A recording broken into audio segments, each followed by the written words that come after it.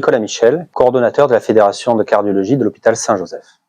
Vous avez 20 secondes pour nous convaincre de réduire notre consommation de sucre.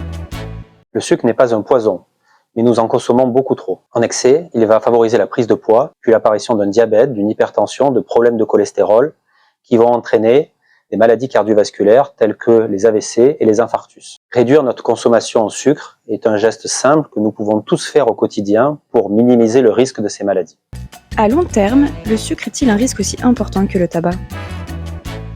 Oui, même s'il ne bouge pas directement les artères, il va petit à petit, année après année, de façon insidieuse, créer des facteurs de risque cardiovasculaires. Ces facteurs de risque vont entraîner le développement de la maladie athéromateuse, soit concrètement des artères encrassées, rétrécies, qui à terme entraîneront des AVC et des infarctus. Vrai ou faux ?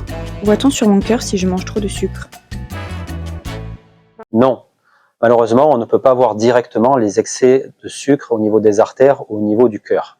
Le sucre et le diabète vont s'évaluer par des paramètres biologiques tels que la glycémie à jeun ou l'hémoglobine glyquée. Nous, ce qu'on va pouvoir appréhender au niveau cardiovasculaire, c'est les complications avec la formation de ces plaques d'athérome.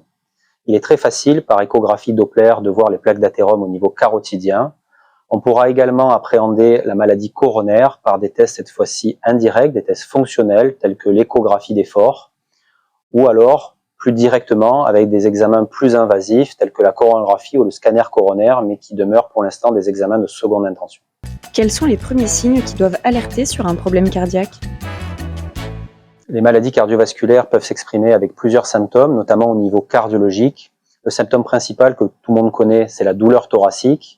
Elle peut être chronique lorsque la maladie est stable, avec une douleur à l'effort, ou plus aiguë lors d'un accident coronaire.